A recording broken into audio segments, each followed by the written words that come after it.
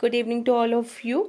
हमने last video में arithmetic progression का बेसिक स्टडी किया था, ठीक है। वो वीडियो बहुत इंपॉर्टेंट है एग्ज़ाम पॉइंट ऑफ व्यू से, क्योंकि वो एक क्विक रिवीजन वीडियो है, ठीक है। अभी हम एनसीईआरटी के एक्सरसाइज 5.1 सॉल्व करेंगे। Okay, now check it. First, in which of the following situation does the list of numbers involve make an arithmetic progression and why? ठीक है, आपको क्या करना है कि आपको पता करना है कि ये जो भी ऑप्शन क्वेश्चंस गिवन है उसमें से अरिथमेटिक प्रोग्रेशन है या नहीं है। अगर है तो क्यों है, और अगर नहीं है तो फिर क्यों है, ठीक है। तो first is the taxi fare after each kilometer when the fare is rupees 15 for the first kilometer and rupees 8 for each additional kilometer। ठीक है, क्या बोल रहे हैं आपके पास में कि हमको जो टैक्सी फेयर है, जो भी टैक्सी का किराया है, जब हम 1 किलोमीटर चलते हैं शुरुआत के तो हमें 15 रुपये लगेंगे। ठीक है, हमें कितने रुपये लगेंगे? 15 रुपये लगेंगे। और जैसे जैसे एक एक करके 1 किलोमीटर हम और आगे बढ़ते चले जाएंगे तो पर किलोमीटर के हिसाब से हमें 8 रुपये किराया लगेगा। ठीक है, तो ये है कि आपका वो एपी है या नहीं है। ठीक है, तो देखिए कैसे सॉल्व करेंगे। तो फॉर द फर्स्ट किलोमीटर के लिए कितना हो जाएगा किराया आपके पास में? 15 रुपीज़। सेकेंड किलोमीटर के लिए आपके पास में क्या हो जाएगा किराया? 15 + 8 दैट इज इक्वल टू 23। ठीक है, थर्ड किलोमीटर के लिए आपके पास किराया कितना हो जाएगा? 23 + 8 that is equal to what? 31। Yes, 31। ठीक है, तो आपके पास एपी क्या होगी? 15, 23 एंड 31 एंड सो ऑन। ठीक है, अब देखिए ये एपी है या नहीं है, ये हमें कैसे पता चलेगा?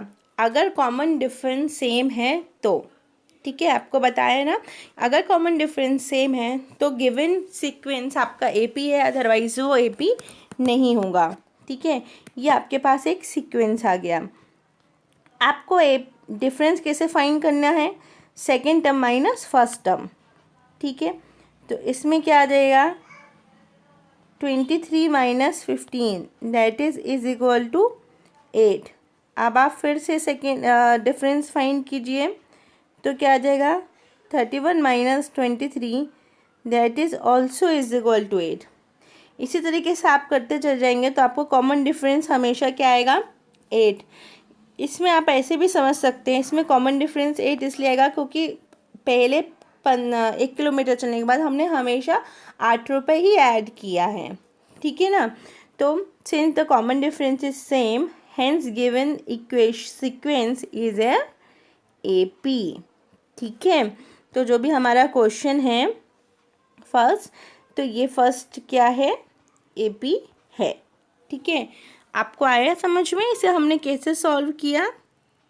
पहले 15 किलोमीटर, पहला 15 रुपये है 1 किलोमीटर का, फिर नेक्स्ट सारे 1 किलोमीटर के लिए 8 रुपये है।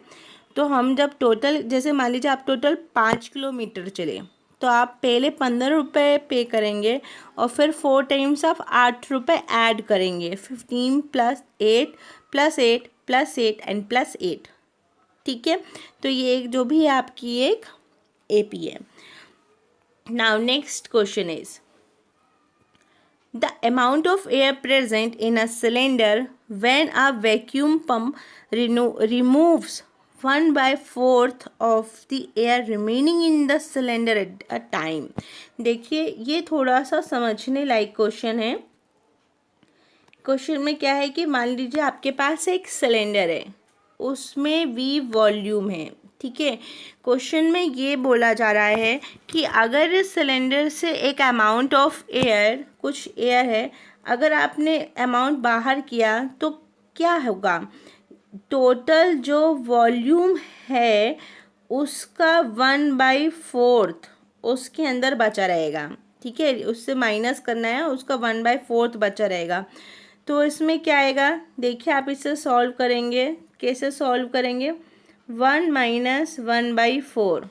ठीक है, आप इसे एलसीएम लेंगे तो कितना आएगा 4, यहाँ पे 4 minus 1 that is equal to what 3/4। ठीक है, तो आपके पास क्या आ गया 3v/4। जब हमने पहली बार वॉल्यूम कुछ निकाला तो हमें क्या मिला, अब सिलेंडर में कितना अमाउंट बचा हुआ है 3v/4। ठीक है, अब हमने फिर से एक अमाउंट निकाला। ठीक है, तो फिर क्या बचेगा देखिए 3 4 माइनस 3/4 इंटू 1/4v। ठीक है, it's means 3/4v minus 3/16v। अब जब इसे सॉल्व करेंगे तो आपको क्या मिलेगा 9/16। इसमें एलसीएम लेंगे तो एलसीएम कितना आएगा 16। आप ऐसे सॉल्व कीजिए 3v कॉमन है ना, तो 1/4 माइनस 1/16, तो ये 16 किया तो ऊपर आ जाएगा 4, नीचे आ जाएगा 1, मतलब कि 3/16, और ये बाहर का 3 मल्टीप्लाई हो जाएगा तो कितना आ जाएगा 9/16। ठीक है, तो आपके पास एक सीक्वेंस आ जाएगा। वो सीक्वेंस क्या होगा देखिए, सबसे पहले कितना था टोटल अमाउंट v, फिर कितना बचा 3v/4, फिर कितना बचा 9/16v। अब अगर फिर से आप कुछ अमाउंट निकालेंगे तो फिर कितना बचेगा 9/16v माइनस 9/16v इंटू 1/4, मतलब कि इसका 1/4 माइनस करेंगे इस क्वांटिटी में से तो हमें रिमेनिंग क्वांटिटी बचेगी। ठीक है, अब देखिए आप जब इसका डिफरेंस फाइंड करेंगे ना, ये 3v/4 माइनस v, देखिए तो क्या आएगा 1/4 है ना, 1/4 आएगा। और जब आप इसे सॉल्व करेंगे तो कितना आएगा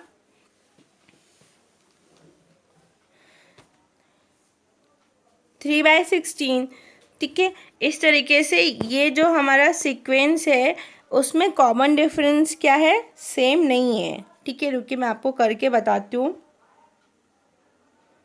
ये देखिए फर्स्ट कॉमन डिफरेंस फाइंड करने के लिए आप क्या करेंगे 3v/4 minus v that is equal to, आप एलसीएम लेंगे तो 4, ये आएगा 3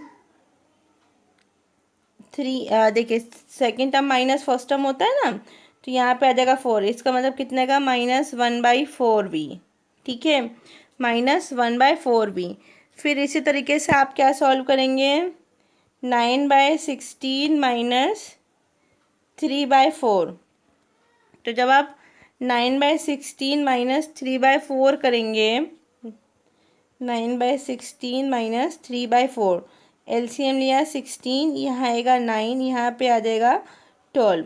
ये देखिए 4 4 जा 16, 4 आएगा रिमाइंडर से, वो 4 ऊपर मल्टीप्लाई हो जाएगा न्यूमरेटर से, तो आपके पास 12 आएगा। अब 9 में से आप 12 माइनस करेंगे तो आपको -3/16।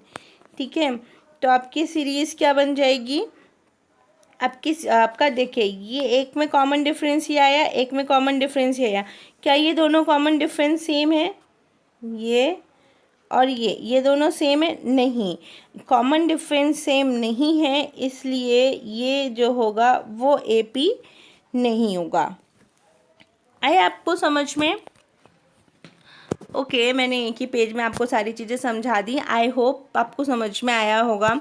ठीक है, कुछ भी नहीं किया है हमने। देखिए सबसे पहले वी अमाउंट था, वी अमाउंट में से 1/4 माइनस किया तो 3v/4 आया, फिर ये 3/4 बचा हुआ था, इसमें से इस 3v/4 में से माइनस 3v/4 इंटू 1/4 किया तो 9/16v आया। ठीक है, इस तरीके से हमें एक सीरीज़ मिली है जिसमें कॉमन डिफरेंस सेम नहीं है, इसका मतलब कि वो एपी नहीं है, ये एपी नहीं है और ये एपी है।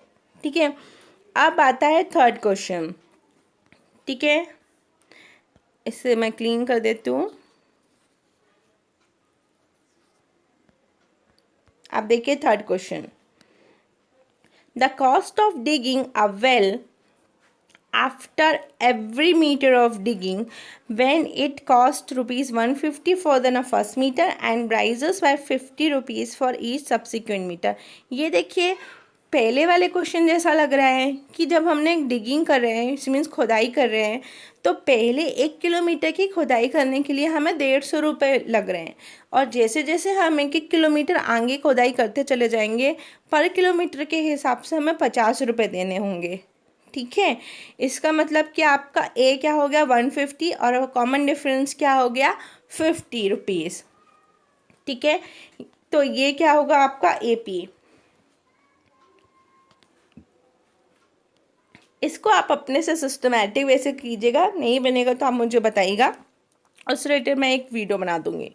ठीक है, आप देखिए ये next, the amount of money in the account every year when the rupees 10,000 is deposited at compound interest at 8% per annum। आपको मालूम है अमाउंट का फॉर्मूला क्या होता है, principal value 1 plus rate upon 100 power time. ठीक है, आपको मालूम है कि ये रेट की पावर n है, इसका मतलब है कि ए पी है ही नहीं। अगर कोई भी चीज़ इंक्रीज़ होगी इस तरीके से मल्टीप्लिकेशन के फॉर्म में तो उसका कॉमन डिफरेंस सेम नहीं आएगा। जैसे 2 है, 2 स्क्वायर करेंगे तो 4 आएगा, 4 स्क्वायर करेंगे तो 16 आएगा, 16 स्क्वायर करेंगे तो 56 आएगा, up to dash dash dash so on. ठीक है, ये क्वेश्चन एपी नहीं है, आप इसे अपने से कोशिश कीजिएगा एक बार, और नहीं बनेगा तो आप पूछ सकते हैं कमेंट करके कमेंट बॉक्स में। ठीक है, thank you for watching the video. Next question हम नेक्स्ट वीडियो में सॉल्व करेंगे। ठीक है, थैंक यू।